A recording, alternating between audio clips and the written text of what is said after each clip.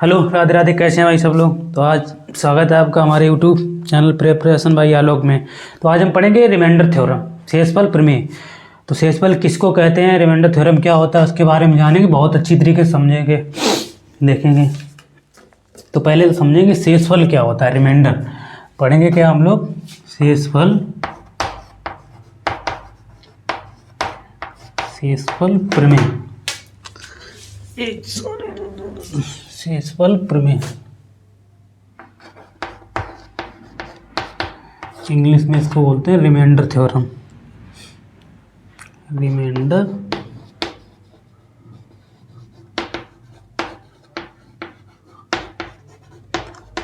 Theorem.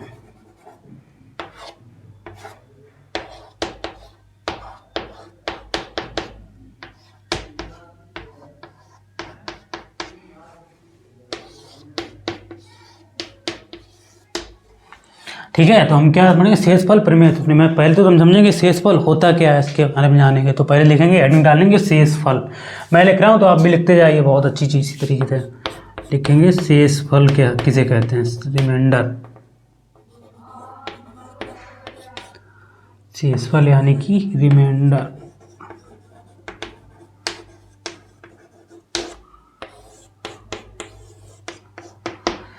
शेषफल, तो देखिए शेषफल किसको कहते हैं।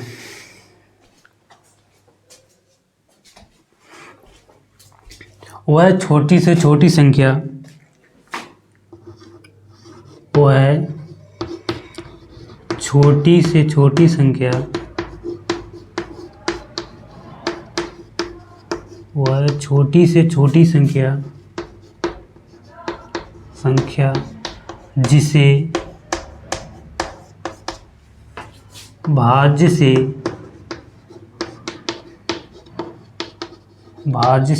घटा देने पर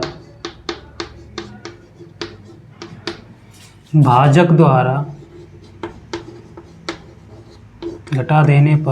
द्वारा पूरी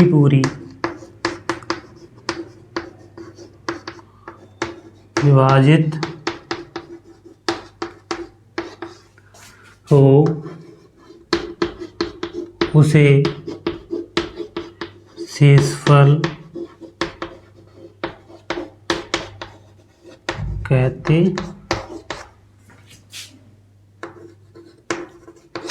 तो क्या समझा, शेषफल किसको कहते हैं, वह छोटी से छोटी संख्या जिसे भाज्य से घटा देने पर भाजक द्वारा पूरी विभाजित हो जाए, उसे शेषफल कहते हैं। फॉर एग्जाम्पल जैसे समझ लेते हैं, जैसे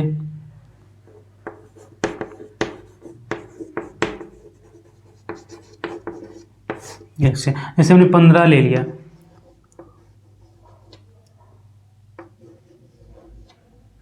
ठीक है।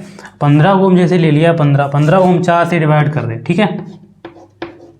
4 से डिवाइड करेंगे तो हमने क्या बोला है, वह छोटी से छोटी संख्या जिसे भाज्य से घटा देने और भाजक द्वारा पूरी विभाजित हो जाए। तो हमें पहले इसमें क्या घटाएंगे, 0 घटाएंगे। 15 में से 0 घटाएंगे तो 15 में 4 का भाग जाएगा शेषफल कुछ, तो ये वाला शेषफल नहीं हो सकता।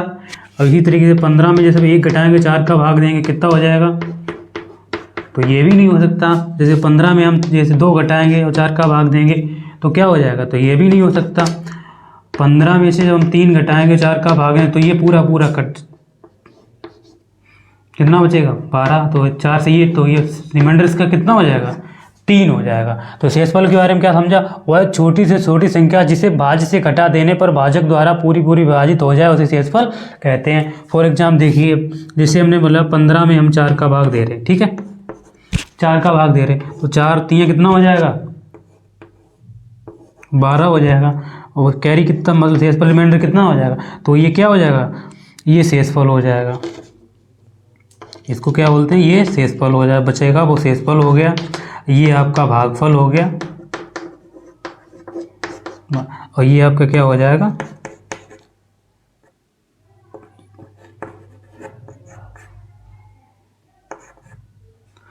ये भागफल हो गया, ये शेषफल हो गया।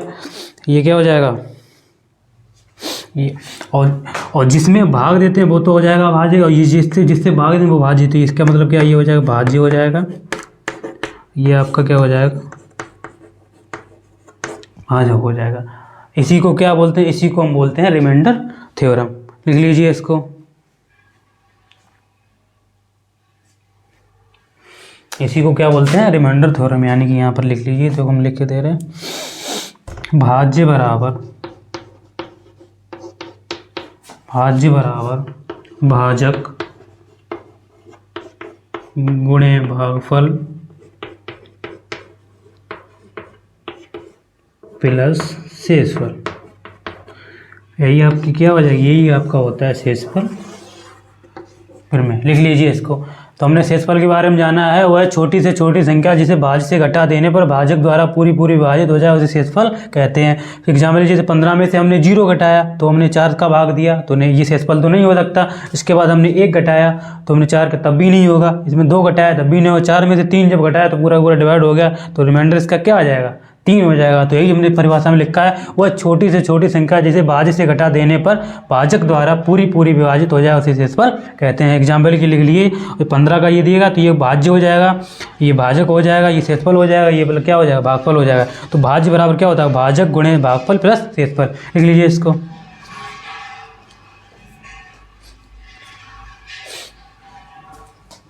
ठीक है, बता दे रहे हैं इसको।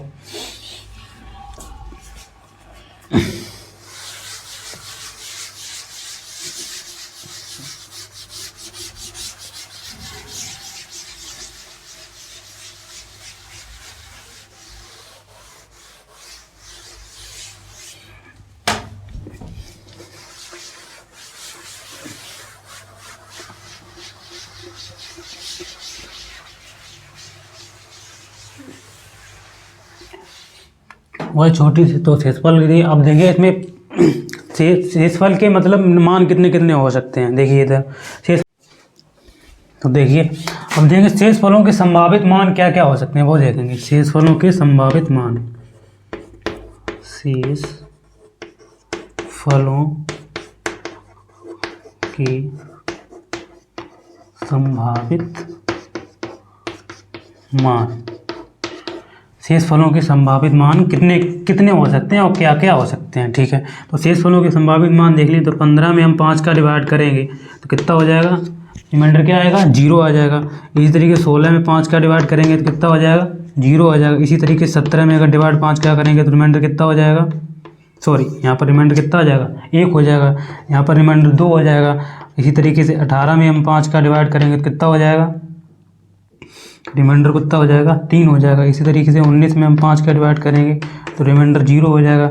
इसी तरीके से 20 में अगर हम 5 का भाग करेंगे तो रिमाइंडर क्या हो जाएगा, 0 हो जाएगा। फिर 21 में अगर 5 का डिवाइड करेंगे तो रिमाइंडर कितना हो जाएगा, 1। तो संभावित मान देखो बैक, तो यहाँ पर 0 1 2 3 4, 4 के बाद फिर 0 होगा, इसके बाद फिर 1 आ जाएगा। इसी तरीके से 22 में अगर 5 का डिवाइड करेंगे तो कितना हो जाएगा, रिमाइंडर आ जाएगा 2। तो रिमाइंडर संभावित शेषफल के संभावित मान क्या क्या हो सकते हैं, तो शेषफलों के संभावित मान हो सकते हैं 0 1 2 3 4 और 5। कैसे, देखो हमने x का मान हमने यहाँ पर वेरी करने पर, x का मान हमने क्या रख रहे हैं 5, x का मान कितना, 0 1 2 3 4 और, तो x के मतलब शेषफलों के संभावित मान क्या क्या हो सकते हैं, 0 1 2 3 4, सॉरी 4 ही होंगे, 5 नहीं होगा। ठीक है, तो टोटल कितने हो जाएंगे, 5 हो जाएंगे, लेकिन अंक कितने होंगे, 0 से लेकर 4 तक, ये शेषफलों के संभावित मान होंगे। ठीक है, लिख लेंगे इसको।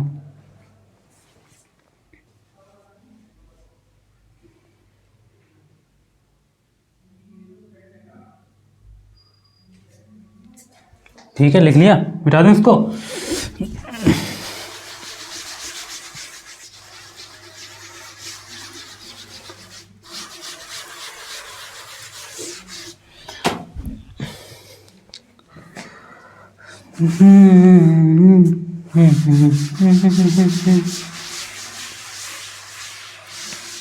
अब देखिए शेषफल पे आधार पे 2 प्रकार के प्रश्न बनते हैं। देखिए शेषफल प्रमेय के आधार पर, शेषफल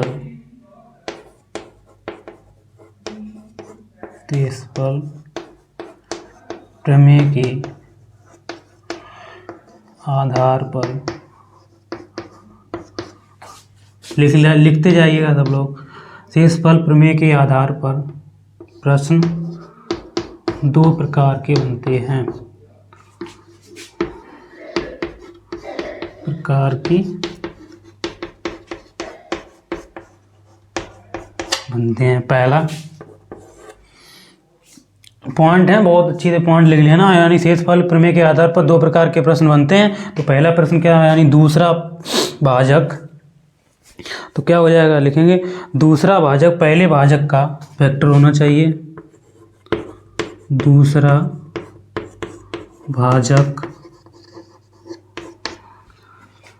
भाजक पहले भाजक का फैक्टर होना चाहिए। फैक्टर मतलब गुणनखंड, फैक्टर होना चाहिए।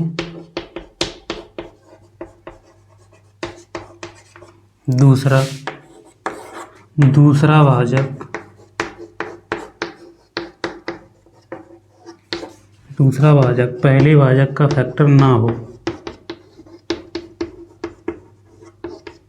पहले भाजक का फैक्टर ना हो। तो प्रश्न कितने कितने प्रकार के बनते हैं शेषफल प्रमेय के आधार पर। दूसरा भाजक पहले भाजक का फैक्टर होना चाहिए, दूसरा भाजक पहले भाजक का फैक्टर ना हो। इसको लिख लीजिए, नोट करिए।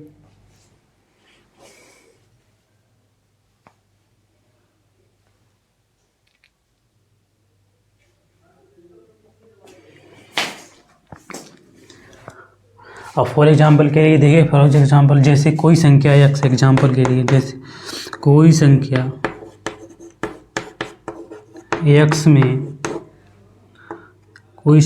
x में 15 से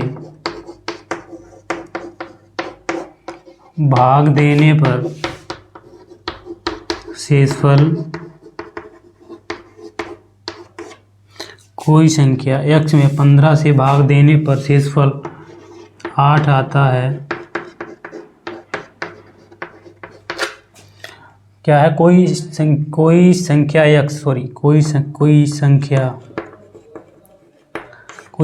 में 15 से भाग देने पर शेषफल 8 आता है, तो उसी संख्या में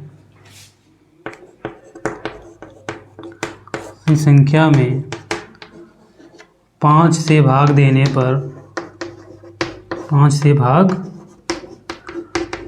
पर शेषफल क्या होगा।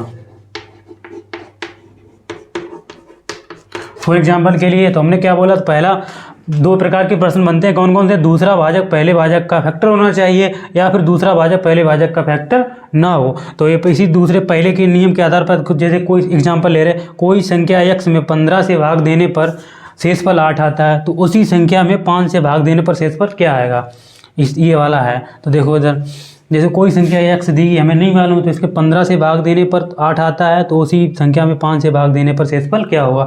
तो इसी तरीके से देखिए, दूसरा भाजक पहले भाजक का फैक्टर होना चाहिए। तो दूसरा भाजक क्या है, 5 दिया गया है, पहले भाजक का फैक्टर ना, तो सीधी सी बात दिख रहा है, तो 5 यानी इसका फैक्टर है, गुणनखंड तो दिख रहा है, गुणज है इसका। तो देखो क्या दिया गया, दूसरा भाजक पहले भाजक का फैक्टर होना चाहिए, तो लिखा है इसमें, तो दूसरा भाजक ठीक है। तो यानी 15 में जैसे दो, तो क्या होता है, प्रतिफल प्रमेय भाज्य बराबर भाजक गुणे भागफल प्लस शेषफल। तो देखो भाज्य बराबर हमने क्या था माना, x है, भाज्य तो x ही तो है, बराबर भाजक क्या हो जाएगा, पहला भाजक क्या हो जाएगा, 15 हो जाएगा। इसको भागफल को हमने क्या मान लिया, p, और प्लस का शेषफल, कितना शेषफल आता है, 8 शेषफल आता है। और उसी भाजक में संख्या में 5 से भाग देना, तो 5 से भाग देंगे इसमें, तो 5 से जब भाग देंगे क्या हो जाएगा, तो ये तो कैंसिल, जो इसका रिमाइंडर क्या हो जाएगा, 0, इसमें भाग देंगे रिमाइंडर कितना हो जाएगा, 0 प्लस का 3, रिमाइंडर कितना आ जाएगा इसका, 3 आ जाएगा। तो इसका रिमाइंडर कितना आ जाएगा, 3। यानी कि इस तरीके से पहला, और दूसरा एग्जाम्पल इसका, दूसरा वाले की तरफ फैक्टर ना हो, इस तरीके के सवाल बन जाए। पहले इसको लिखिए,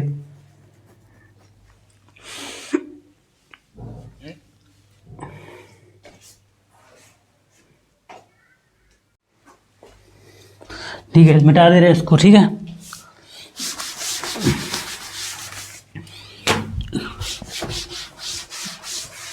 अब देखो जैसे ही है तो हमने पहला तो देख लिया दूसरा भाजक पहले भाजक का फैक्टर होना चाहिए। अब दूसरे हिसाब से दूसरा भाजक पहले भाजक का फैक्टर ना हो तो हमें क्या करें, कोई संख्या x में कितने 6 से भाग देने पर, 6 से भाग देने पर शेषफल अगर 8 आता है तो इस संख्या में क्या होगा, देखो इधर तो x है में जब 6 का भाग देंगे तो क्या हो जाएगा 15p में प्लस 6 प्लस का कितना हो जाएगा 6। तो इनमें क्या करेंगे, हम इसका डिफाइन नहीं कर सकते, इसका आंसर क्या हो जाएगा कैन नॉट डिफाइन।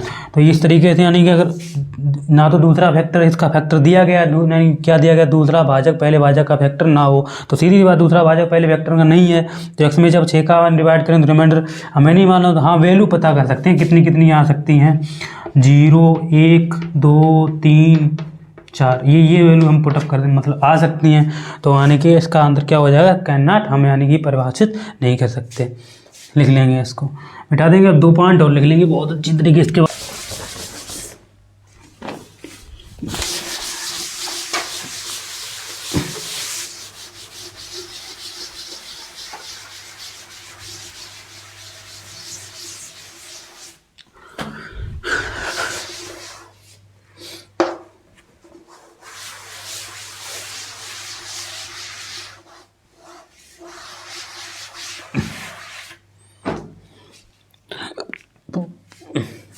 दो पॉइंट लिख लेंगे अच्छी तरीके से, 2 पॉइंट हम लिख दे रहे हैं। लिखो, यदि अंश हर से छोटा है, यदि अंश हर से छोटा है, यदि अंश हर से छोटा है, यदि अंश हर से छोटा है तो शेषफल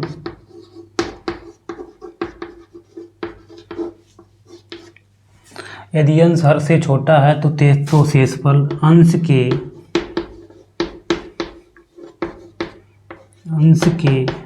मान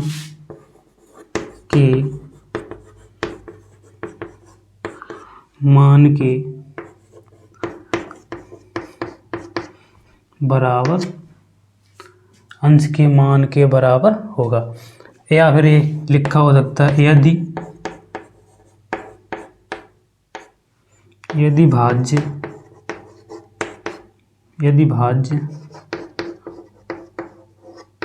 भाजक से छोटा है, यदि भाज्य भाजक से छोटा है तो शेषफल भाज्य के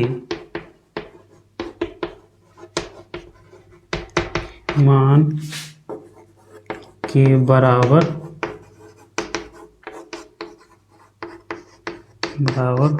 होगा। ठीक है, इसको लिखिए दोनों पॉइंट को। यदि अंश हर से छोटा है तो शेषफल अंश के मान के बराबर होगा, यदि भाज्य भाजक से छोटा है तो शेषफल भाज्य के मान के बराबर होगा। जैसे फॉर एग्जाम्पल के लिए जैसे हमने लिख दिया 3 बटा, अगर दिया गया है 5, ठीक है, तो इसका शेषफल क्या हो जाएगा, शेषफल हमेशा छोटा ऊपर वाला हो जाएगा अंश के मान के बराबर।